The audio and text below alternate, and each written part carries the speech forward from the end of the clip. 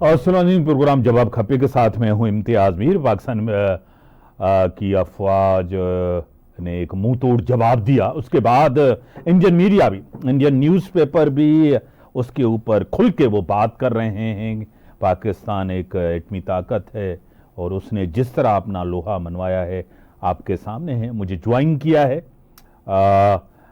Academic हैं, तज्जिया निगार हैं, writer हैं, international affairs के माहिर हैं, साबिक सफ़ीर हैं, जी.आर. बलूच साहब मेरे साथ हैं। जी.आर. साहब मैं आपको वेलकम करता हूं अपने शो में। थैंक यू रमीज साहब। जी साहब, जिस तरह आपको पता है कि कश्मीर का मामला ग्लोबलाइज हुआ है और डोनाल्ड ट्रंप ने भी कहा कि मैं इसमें रेडी हूं एक किरदार अदा करने के लिए, जिस तरह सीज फायर हुआ उसमें भी उन्होंने मीडिएट किया है, क्या कहेंगे जी.आर. साहब? देखिए साहब, हिंदुस्तान की स्ट्रेटेजिक मिसकैलकुलेशन है। सही। उसकी मिसकैलकुलेशन अपनी उसकी काबिलियत, उसके अफवाद की काबिलियत और ओवरऑल जो उसका डिप्लोमेटिक काबिलियत थी उसके मुतालिक उसको गलतफहमी ये थी कि अगर वो टेररिज्म के नाम नेहाद नाम के ऊपर, फॉल्स फ्लैग के ऊपर वो हमला करेगा पाकिस्तान के ऊपर, और तो पूरी दुनिया उसके साथ मिल जाएगी जिस तरह कहीं और होता है दुनिया में। सही। तो हमने देखा कि न सिर्फ के उसका जो बयानिया था वो पिट गया, लेकिन वो बजाते खुद उल्टा पड़ गया उसको, क्योंकि दुनिया ने देखा कि ये पूरा जो नैरेटिव है वो झूठ पे मबनी है, कोई सर्कमस्टेंशियल एविडेंस नहीं है। और फिर आप इस तरह चढ़ नहीं दौड़ते एक न्यूक्लियर मुल्क के ऊपर on no evidence at all. इसका मतलब है कि दुनिया कन्विंस हो गई कि ये फ्लैग फॉल्स फ्लैग था। इसलिए कि अगर आप एकेडमिकली देखें तो 3-4 टेस्ट होते हैं, दुनिया देखती है कि ये फ्लैग फॉल्स फ्लैग है या एक्चुअल है। नंबर 1 कि इसका बेनिफिशियरी डायरेक्टली कौन हो गया, क्या पाकिस्तान बेनिफिशियरी था पहलगाम का? नो, नॉट एट ऑल। 1 2 क्या उसने कोई देर लगाई रिएक्शन करने में? नहीं। होता है कि कोई प्रीमेडिटेटेड उसका मिशन था जिसका ये इसने इसका बहाना लिया और चढ़ दौड़ा। तीसरा, क्या पास्ट में तारीख कोई ऐसी है फॉल्स फ्लैग की? यस है। अगर हम गंगा में चले जाएं, 1970s में चले जाएं, हमारा मुल्क दो तरफ करने में ये पहला कदम था हिंदुस्तान का। इसी तरह से बाकी पूरी हिस्ट्री इसकी है। फिर क्या ये स्टेट जो किसी और स्टेट पे इल्जाम कर रही है, क्या दुनिया में कहीं उसने अपना स्टेट टेररिज्म फैलाया हुआ है? बिल्कुल फैलाया हुआ है, न सिर्फ कश्मीर में लेकिन कनाडा में, अमेरिका में, हर जगह, जिसके एविडेंस इररिफ्यूटेबल एविडेंस मिल रहे हैं, जिससे उनके डिप्लोमेट जो हैं वो एविडेंस। तो उस लिहाज से इंडिया का पूरे का पूरा जो था बयानिया वो जो है वो बिखर गया। और इस वक्त मैं आपको बता दूं कि डिप्लोमेटिकली दुनिया में हिंदुस्तान अकेला हो चुका है, तनहा हो चुका है और नंगा हो चुका है अपनी झूठ की वजह। जी साहब, जिस तरह डोनाल्ड ट्रंप, आपको पता है कि एक पीस मेकर, और जिस तरह उन्होंने हाल ही में उनका आपको पता है पहला ही आपको पता है कि मिडिल ईस्ट, और जिस तरह उनका खिताब भी आपने सुना, वो चाहते हैं कि एक तो जंग बंदी हो और दुनिया के अंदर बिजनेस हो। वो हमेशा बिजनेस, टैरिफ, ये वाली चीज़ों के ऊपर, और जिस तरह शाम के हवाले से एक बड़ा ब्रेक थ्रू है, उसने अब्राहम अकॉर्ड के बारे में भी कहा है। और दूसरी बात यह है कि शाम के प्रेसिडेंट अहमद अल शरा से भी उनकी मुलाकात हुई है। ये एक बड़ा चेंज है पोस्चरिंग को, क्या कहेंगे इस पोस्चरिंग को? देखिए, जो ट्रंप इस वक्त एक तारीखी दौरे पे है, उसने पूरी बसात जो है वो बहुत सारे मुल्कों की जो है वो उल्टी कर दी है। जियो स्ट्रेटेजिक से वो जियो इकोनॉमिक्स को न सिर्फ बोलता है लेकिन उसने इम्प्लीमेंट किया है। उसने तमाम जो सियासी पुराना बैगेज था उसको जो है वो उठा फेंका है। आप अगर थोड़ा पीछे चले जाएं बाइडेन के लिए, तो वो सांस भी नहीं लेते थे इजराइल से पूछे बगैर। इसने अपनी शराइत मानी, अगर वो नहीं मान रहा इजराइल तो उसको पूछा भी नहीं, और वो डायरेक्टली अपना इनिशिएटिव लेके अपने मुल्क के इंटरेस्ट के लिए इतनी बड़ी बड़ी डील, जो $1 ट्रिलियन की बात कर रहे हैं लोग, वो डील कर रहे हैं। तो मैं समझता हूं कि उसने एक नया, और खुद कहा भी, उसने नई जहद दी है कि आगे चल के जियो स्ट्रेटेजी को छोड़ के जियो इकोनॉमिक्स पे लोगों को ममालिक को अपने इस्तेमाल करने चाहिए रिलेशनशिप। तो I think it's a very good model. اگر یہ واقعی سنسیئرلی آگے چلتے ہیں، امریکہ چلتا ہے اور راہ دکھاتا ہے دنیا کو، تو یہ اچھی خبر ہوگی دنیا کے لیے کہ سیاسی مسائل جو ہے وہ اپنے ٹیبل پہ جو ہے وہ حل کریں آپ، باقی اپنا جو کاروبار ہے، ٹریڈ ہے، کامرس ہے، اس کو بڑھائیں، ٹیکنالوجی ٹرانسفر کریں. تو I think it's a very very good. اس نے جو ہے وہ ایک نیا ایک لحاظ سے جہد دی ہے، ایک نیا ڈائریکشن دیا ہے مڈل ایسٹ کی سیاست کو، اور مجھے یہ لگتا ہے کہ یہ آگے اس کے ملک کو، اب امریکہ کو فائدہ ہوگا، ہوپ فلی مڈل ایسٹ کو بھی فائدہ ہوگا، اور آگے چل کے اس کے پیس ڈیویڈنڈ بھی نکل سکتے ہیں. جی جی صاحب، ایک طرف تو پرشین گلف ہم کہتے تھے، اب عربین گلف کی انہوں نے بات کی ہے، کیا کہیں گے اس کے اوپر جی صاحب؟ ہاں، اس میں یہ تھوڑے سے باعث ہیں ایران کے حوالے سے، کیونکہ دیکھیے ایران اور امریکہ کے تعلقات اس وقت تک ٹھیک نہیں ہوتے جب تک ایڈیالوجیکل چینج نہیں آ جاتی ایران کے اندر. تو ایک لحاظ سے ان کا آپس میں جو نظریاتی جنگ ہے ایران کی امریکہ کے ساتھ، وہ چلتی رہے گی. کیوں کہ پورے کا پورا انقلاب اینٹی امریکنزم پہ بیس کرتا ہے، اس کے ساتھ دشمنی پہ رکھتا ہے، بیس کرتا ہے. تو وہ میں نہیں سمجھتا کہ مستقبل قریب میں کوئی اپنی تبدیلی لانے والے ہیں. جو وہاں کے حکمران ہیں، جو ریلیجس ہیں اور اینٹی امریکن باعث رکھتے ہیں، اسی طرح سے امریکہ بھی باعث رکھتا ہے ایران کے لیے. اور ساتھ ساتھ اس کے جو ابھی گلف کی کنٹریز بھی ابھی تک ٹھیک ہے، تعلقات بڑھ گئے ہیں، ڈپلومیٹک ریلیشنز بھی ہو گئے ہیں سعودی عرب سے، لیکن جو شک و شبہات ہیں ایران کے لیے وہ ختم نہیں ہوئے. اور پھر سب سے بڑا یہ ہے کہ ریئل پولیٹکس میں سعودی عرب اور ایران ایک میجر پلیئر ہیں ان دا مڈل ایسٹ. تو وہ اس کو عرب گلف کہتے ہیں، یہ پرشین گلف کہتے ہیں. تو یہ الفاظ کا ہیر پھیر ہے، اس سے فرق نہیں پڑتا، لیکن ہمیں پتہ ہے کہ اندر کے جو حالات وہ کیسے ہیں، کیا چیزیں ہیں جن کے اوپر ان کا جو ہے وہ کمپٹیشن ہے کس پہ، اور آگے چل کے یہ کیا ڈائنامکس کرے گا. لیکن میں سمجھتا ہوں ایران اب کسی حد تک سیریا میں مار کھانے کے بعد، لیبنان میں مار کھانے کے بعد، غزہ میں مار کھانے کے بعد اب اس قابل نہیں کہ کوئی کنفرنٹ کر سکے. At least for another coming 3 to 5 years اگر وہ دوبارہ پھر اپنی پراکسیز کرتا ہے، بلڈ تو وار بات ہے، لیکن ابھی میرے خیال اس کا وہ جو پراکسیز والا گیم تھا that has been eliminated. اس کی قیمت جائے کہ بیچارے فلسطینیوں کو وہ بھگتنا پڑی، لیکن اس سے جو مڈل ایسٹ کی کنزرویٹو حکومتیں ان کو فائدہ ہوا ہے، امریکہ کو فائدہ ہوا ہے، اور ترکی کو فائدہ ہوا ہے. لیکن اس لیے کہ آگے چل کے کیا حالات. زیار صاحب، ایک طرف آپ کو پتا ہے $600 بلین ایک انویسٹمنٹ، بڑی انویسٹمنٹ ہے، آپ کو پتا ہے. ایک طرف تو یہاں سپر پاور اب دو ہیں دنیا کی، دوسری طرف شی جن پنگ جس طرح لیٹن امریکہ، کیریبین نیشنز کنٹریز کے ساتھ وہ اپنے ریلیشن بڑھا رہے ہیں. ایک ٹریڈ، جس طرح ٹریڈ ڈیل ہوئی ہے سوئٹزرلینڈ کے اندر امریکہ اور چائنا کی، کیا کہیں گے اس حوالے سے؟ نہیں، وہ جنیوا میں ہوئی تھی، جنیوا میں، سوری، جنیوا میں، بات چیت جنیوا میں. جی ہاں، وہ دیکھیے امریکہ ٹریڈ وار تو اس نے شروع کر دی ہے، اور یہ لا محالہ ہونی تھی، اس لیے کہ اب جنگیں جو ہیں وہ اتنی خطرناک ہو گئی ہیں، اتنی ڈسٹرکٹیو ہو گئی ہیں کہ یہ بڑے ملک کم از کم اب کوئی بڑی جنگ کرنے کے لیے تیار نہیں ہے. وہ ایک میوچول ریٹرنس ان کا بن چکا ہے. تو اب اگر انہوں نے اپنی سپریمیسی کرنی ہے دنیا کے اندر، تو وہ جو ہے وہ ٹیکنالوجیکل ڈومیننس، کمرشل ڈومیننس اور اپنا ڈپلومیٹک انفلوئنس بڑھا کے لڑائی کرنی ہے. تو وہ بھی، اور اس میں سب سے بڑا ٹول جو ان کے پاس ہے وہ ہے انویسٹمنٹ، وہ ہے ٹریڈ، وہ ہے ٹیکنالوجی. 3 ٹولز ہیں. تو یہ ٹول چائنا بھی استعمال کر رہا ہے، اور اب ٹرمپ جو ہے اس نے اپنا اس کھیل کو سمجھ لیا ہے. بائیڈن تو پیچھے رہ گیا تھا اس میں، ظاہر ہے، لیکن ٹرمپ آئی تھنک اس کھیل کو سمجھتا ہے، جو نیا گیم ان دا ٹاؤن ہے، ان دا ورلڈ ہے، ان دا گلوب ہے.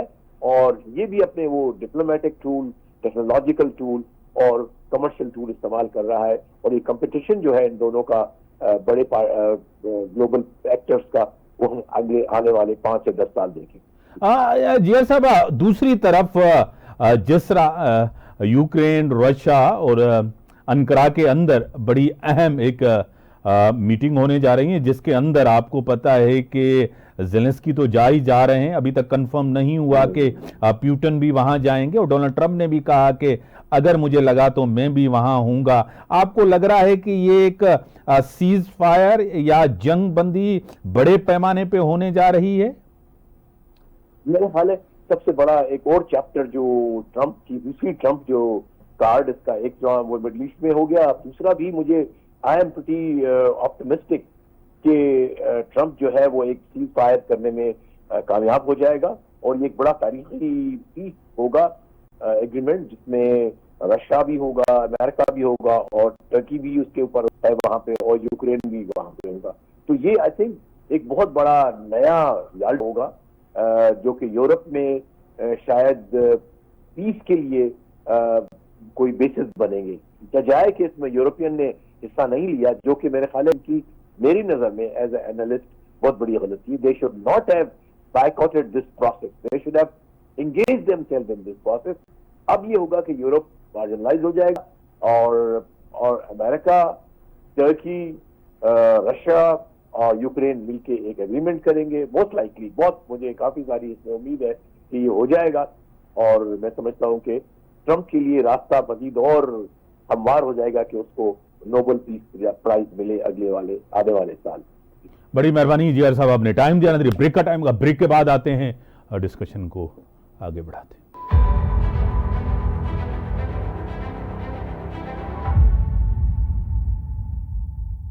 वेलकम बिरादरीन, ज्वाइन किया मूंखे तज्जिया निगार आहिनि, कॉलमनिस्ट आहिनि, ऑथर आहिनि, अगुणा सफ़ारतकार आहिनि, मोहतरम जनाब मोहम्मद आलम ब्रोही साहब मूंसां गॾु आहिनि। सर, तव्हांखे वेलकम चऊं था पंहिंजे प्रोग्राम में। सर, कीअं था ॾिसो डोनाल्ड ट्रंप जी मीडिएशन वरी अहम हुई कश्मीर जे हवाले सां, ऐं कश्मीर जे मामले खे हिकु दफ़ो वरी इंटरनेशनलाइज़ करे छॾियो आहे डोनाल्ड ट्रंप जी मीडिएशन? छा चवंदो हिन ते आलम ब्रोही साहब? साईं, इहो ठीकु आहे। ट्रंप साहब अॻे बि पंहिंजे फर्स्ट टर्म में बि ऑफर कयो हुई, जेकॾहिं ॿिन्ही पार्टीज़ मां कोई बि एग्री करे त मां हुनजे लाइ तयारु आहियां। सही, यादि हूंदो तव्हां। पर पोइ पाण इंडियन उन्हनि जी मुखालिफ़त कई त असांखे थर्ड पार्टी कश्मीर जे मसइले ते न खपे, छो त इहो असांजो बायलेटरल इशू आहे। इहो आहे हाणे ट्रंप साहब ॿीहर कई आहे त मां मीडिएशन जे लाइ तयारु आहियां, जेकॾहिं इहे पार्टियूं चाहिनि त मां मीडिएशन कयां। पर मां नथो सम्झां त इंडियंस जेको आहे सो इन ॻाल्हि ते राज़ी थींदा। उन्हनि जो जेको शिमला खां बाद स्टैंड रहियो आहे, शिमला मुआहिदे खां पोइ जेको हमेशह इहो रहियो आहे त कश्मीर बायलेटरल इशू आहे, इन में थर्ड पार्टी जो जेको आहे सो इंटरवेंशन या उनजी मीडिएशन जी असांखे ज़रूरत कान्हे का, न असां उनखे एक्सेप्ट था कयूं। ऐं अमेरिकन्स जेको आहे पिछले काफ़ी सालनि खां तव्हां ट्रेड हाका चओ, चार चओ, त इन मामले ते उन्हनि ख़ामोशी इख्तियार कई आहे। ऐं हिकिड़े लिहाज़ सां इंडिया जे इन पोज़ीशन खे, इन स्टैंड खे, इन स्टांस खे जेको आहे हुननि यानी क़बूलियत जो हिकिड़ो सनद ॾेई छॾियो। सही सही।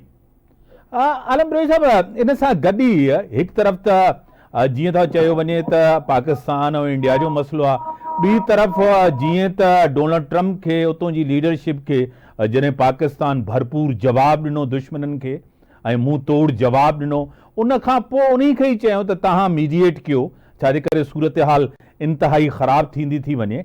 पाकिस्तान खे टिनि फ्रंट ते तमामु वॾी कामयाबी थी आहे, मिलिट्री फ्रंट हुजे, डिप्लोमेटिक फ्रंट हुजे, मीडिया फ्रंट हुजे। छा चवंदा?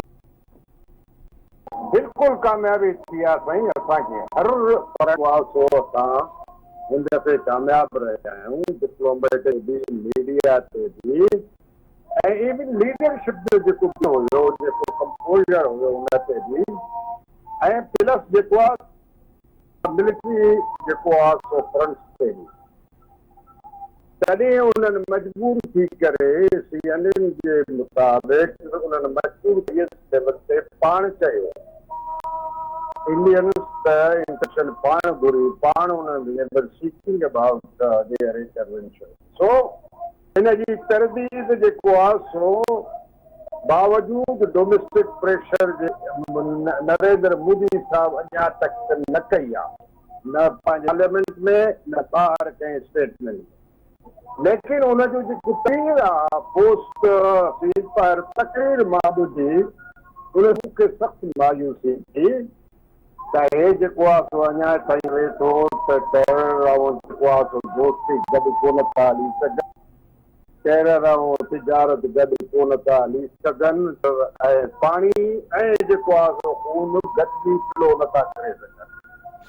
अगेन कश्मीर ते हुननि चयो त टाक्स पाकिस्तान सां ज़रूरु ॻाल्हियूं थींदियूं, पर ॻाल्हियूं थींदियूं टेररिज़म ते थींदियूं, आज़ाद कश्मीर ते जेको पाकिस्तान में गैर कानूनी कब्ज़े में आहे। हाणे तव्हां ॿुधायो मूंखे त थर्ड कंट्रीज़ में जेकॾहिं मुज़ाकरात थियनि था, एजेंडा ठहे थो, छा इंडियंस जेको आहे सो जी मीडिएशन खे क़बूल कंदा? मां नथो सम्झां सघां। ॿी ॻाल्हि त हाणे अमेरिकन बि चयो आहे त पाण में बायलेटरल कनि, तव्हांखे इहा बि ख़बर हूंदी, हुननि अमेरिकन चयो आहे प्रेसिडेंट ट्रम्प चयो आहे त पाण में ॻाल्हाइनि हाणे वेही करे। हाणे सवाल इहो आहे त पाण में जेकॾहिं ॻाल्हाइनि हा त मोदी जी 15 साल तकरीबन जो थिया उन कोन ॻाल्हाए सघो। मोदी त अचण सां ई हिन मामले खे पाण खे प्रोजेक्ट थो करे as a bulwark against Pakistan, as a bulwark against terrorism. So ये लेगेसी छॾे वञण थो चाहे, ॿी ॻाल्हि बि I am not sure about this talk. Ceasefire जो मुस्तक़बिल छा था ॾिसो, इहो पॉज़ जेको आहे इनखे कीअं था चओ न, सीज़ फायर न जंग बंदि न थी आहे, जंग हैज़ बीन सस्पेंडेड, मोदी पाण चयो आहे। सही इत्तेफ़ाक़ हाणे असां उन इहो सम्झण में मां त चवां थो पंहिंजो मतिलबु वक़्त जो इहो आहे त रिकूप कनि पंहिंजो जेको नुक़सानु थियो अथनि, या जेको आहे सो ॿी का ॻाल्हि जी का सिस्टम जी का हथियारो थो ॾियनि हुनखे जेको आहे सो हो जल्दी जल्दी दोस्तनि वठी मौजूदु रहनि ऐं शायदि हिकिड़ो महाज़ खोले छॾनि। हिननि ते को भरो कोन्हे, को असां I can not rely on, I can not trust. सही, उन सां गॾु डोनाल्ड ट्रम्प जो मिडिल ईस्ट जो दौरो, $600 बिलियन जी इन्वेस्टमेंट, तमामु वॾी इन्वेस्टमेंट आहे। ऐं हिकु दफ़ो वरी कुझु अहम शयूं जेके आहिनि, हिकु त इब्राहिम एकॉर्ड खे जेको आहे एंशन जी ॻाल्हि कई वई आहे, उन सां गॾु सीरिया जे मथां जेके पाबंदियूं उहे बि हटायूं वयूं, जंहिं ते इज़राइली लीडरशिप तमामु घणी परेशान हैरान कुन बि आहे। उन सां गॾु अरेबियन गल्फ जी बि ॻाल्हि कई विया, पर्शियन गल्फ जे साम्हूं। छा चवंदो? साईं बिल्कुलु इहो आहे त अरबनि वटि पैसो त जाम पियो आहे न, इन्वेस्टमेंट मर्ज़ी आहे किथे बि कनि, अमेरिका में बि कनि। हाणे जेकॾहिं डोनाल्ड ट्रम्प खे पोइ जेको आहे सो $बिलियन जेको आहे हुननि खे जहाज़ पैलेस लाइ थो ॾिए त तव्हां हुनखे छा चवंदा आहिनि, छा प्रेसिडेंट पंहिंजो प्लेन सां इस्तेमालु करे। ऐं जेको आहे जेको के वरी $600 बिलियन इन्वेस्टमेंट जी ॻाल्हि कनि था, वरी परचेज़ ऑफ डिफेंस इक्विपमेंट जेको आहे बिलियंस में थींदो। हाणे बसि ॾिसो आहे साईं मर्ज़ी थियनि। हाणे पहिरीं ॿी ॻाल्हि शायदि कंसेशन हुन अर्बन खे इहो ॾिनो त सीरिया जे मथां जेको आहे सो पाबंदियूं हुयूं उहे हुननि हटायूं। ऐं जेको आहे सो इन ॻाल्हि सां राज़ी थी विया आहिनि त जेसि ताईं मतिलबु हो इब्राहिम जेको एग्रीमेंट हुनखे वधाए कोन था सघूं, या सऊदी अरब लाइ मुश्किल आहे हुनखे साइन करणु हुन में, जेसि ताईं फ़लस्तीन जी स्टेट जो जेको आहे सो डिसीजन नथो थिए। डोनाल्ड ट्रम्प मां ॾिठो आहे हिन दफ़े जेको आहे सो कई हुनजे डिसीजन्स आहिनि जेके इस तरह हरू भरू इसराइल जे चवण ते जेको आहे सो कोन थो करे, कुझु इंडिपेंडेंस ते करे। इन सां गज़ा वॉर हुजे, मिडिल ईस्ट जे अंदरि ईरान जी आहे, ईरान स्पीच जे अंदरि जेको ख़िताब हुयो इन्वेस्टमेंट फोरम में, इशारनि ईरान खे बि धमकी हुई त तव्हां बि अचो ऐं नेगोशिएट कयो जेको आहे न्यूक्लियर ते। छा चवंदो इन ते? साईं उन्हनि खे ॾिसो न, ईरान जो जेको आहे सो ईरान जे लाइ को ख़ासि उन्हनि खे मोहबत कोन्हे, को अफेक्शन कोन्हे, को अचानक उन्हनि खे प्यार ईरान जे लाइ कोन थियो आहे।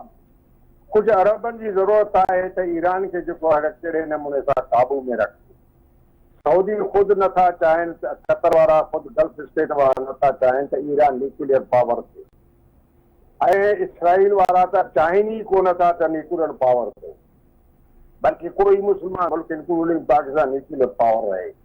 सो हाणे ॻाल्हि इहा आहे त ईरान खे ॿिनि ॻाल्हियुनि ते असां पाबंदी में हटाईंदासीं, तव्हां जेकॾहिं पंहिंजो न्यूक्लियर प्रोग्राम छॾे ॾियो, असां तव्हांखे इन्वेस्टमेंट वारे सर्किल में बि खणंदासीं, तव्हांजी दोस्तियूं बि थींदियूं हिते अरबनि सां हे हो, जेकॾहिं तव्हां न्यूक्लियर पावर प्रोग्राम पंहिंजो जेको आहे सो उन सां हथु खणो। इहे ऑफर असांखे बि घणे यानी जेसिताईं असां डिक्लेयर न कयासीं न्यूक्लियर पावर, इहे त ऑफर असांखे बि मिलंदा हुया न त तव्हां एतिरा बिलियन वठो, पर इहे वठो, तव्हां जेको आहे सो पंहिंजो न्यूक्लियर प्रोग्राम छॾे ॾियो, या मतिलबु हुननि जे न्यूक्लियर प्रोग्राम एक्चुअली जेको फोकस आहे हुननि जे न्यूक्लियर प्रोग्राम ते या को ख़ासि ईरान सां को हुनजी दोस्ती या मोहबत जो आहे। आलम साहब, दुनिया खे अॼु त ॿ ऑप्शन्स आहिनि। पहिरियों हिकिड़ो ई ऑप्शन हूंदो अमेरिका जो, हाणे हिकिड़ो ॿियो पैरालिल मुल्क आहे, उहो बि सुपर पावर ई आहे चाइना। चाइना सां बि ट्रेड जेकी हिकिड़ी वॉर हुनखे ख़तमु करण जे लाइ हिकिड़ी डील बि थी अमेरिका ऐं चाइनीज़ जी तव्हांजे साम्हूं आहे। हाणे जेको आहे पंहिंजो इकोनॉमिकली ऐं जियो पोलिटिकली ऑप्शन चाइना बि आहे दुनिया जे साम्हूं। चाइना आहे, पर चाइना हिन वक़्तु मिडिल ईस्ट में जेको आहे सो असां चऊं त अलाए छो डेलिबरेटली जेको आहे सो पाण खे मिडिल ईस्ट जे जेको पॉलिटिक्स आहे या मिडिल ईस्ट जेको आहे सो मसइला आहिनि उन खां पाण खे थोरो परे रखियो अथनि। असां ॾिठो जेको आहे सो सीरिया वारे मसइले ते, बशर उल असद जे मसइले ते, इवन ख़ैर रशिया त फाथल हुयो पंहिंजो यूक्रेन वार में, पर चाइना वारनि बि जेको आहे सो हुन में पाण खे परे रखियो। अहिड़े नमूने सां चाइना वारनि जेको आहे सो सऊदी और ईरान जे विच में था त कराई, पर उन खां बाद फर्दर जेको आहे सो इन्वेस्टमेंट या इकनॉमिक कोऑपरेशन या इकनॉमिक को प्रोजेक्ट, अहिड़ियूं इहे ॻाल्हियूं जेके हिकिड़े सुपर पावर खे यानी सूट कनि या जेको आहे सो हुनजो जेको आहे सो इंट्रस्ट ज़ाहिर कनि कंहिं रीजन में, अहिड़ो को असां एटलीस्ट मां जेको आहे सो महसूसु न कयो त चाइना इज़ सो कीन अबाउट आल दीस थिंग्स। ठीकु आहे, बायलेटरल रिलेशन्स पंहिंजे जाइ ते आहे, ट्रेड पंहिंजे जाइ ते आहे, हाणे जेको आहे हुनजा तालुकात मिडिल ईस्ट में कंहिं कंट्री सां ख़राब बि कोन्हनि के, पर सवाल इहो आहे त अञा ताईं मतिलबु मिडिल ईस्ट में अमेरिका खे डिस्प्लेस करण जो जेको आहे सो या कंहिं बि फॉर दैट मैटर कंहिं बि रीजन में डिस्प्लेस करण जो अञा ताईं चाइना जेको आहे सो पोज़ीशन में या त न आहे या करणु नथो चाहे। ठीकु आहे, वॾी महिरबानी, वॾी महिरबानी, तव्हां टाइम ॾिनो। मोहतरम जनाब मोहम्मद आलम बरोई साहब, उनजो तर्जियो तव्हांजे साम्हूं आहे। दुनिया जे अंदरि डोनाल्ड ट्रम्प चाहे थो त अमुन हुजे ऐं जंग काथे बि कोन हुजणु खपे। पाकिस्तान ऐं इंडिया जे विच में तमामु सुठो बहितर रोल पाकिस्तान हिन खे वेलकम कयो आहे ऐं कश्मीर मसइले ते बि त उहो किरदारु अदा करनि, हिन खे बि लीडरशिप असांजी वेलकम कयूं। उन सां गॾु मिडिल ईस्ट जे अंदरि तमामु वॾे पैमाने जी इन्वेस्टमेंट आहे ऐं हिकिड़ी तमामु वॾी ब्रेक थ्रू आहे। जीअं बाइडन इज़राइली लीडरशिप जे अॻियां कुझु बि कोन चवंदो हुयो, डोनाल्ड ट्रम्प ईअं कोन आहे, रवायती सियासतदान कोन आहे। उहे फ़ैसिला जेके करे थो उहे बहितर फ़ैसिला आहिनि रीजन जे लाइ। ऐं सगड़ जो इजाज़त, अल्लाह हाफ़िज़।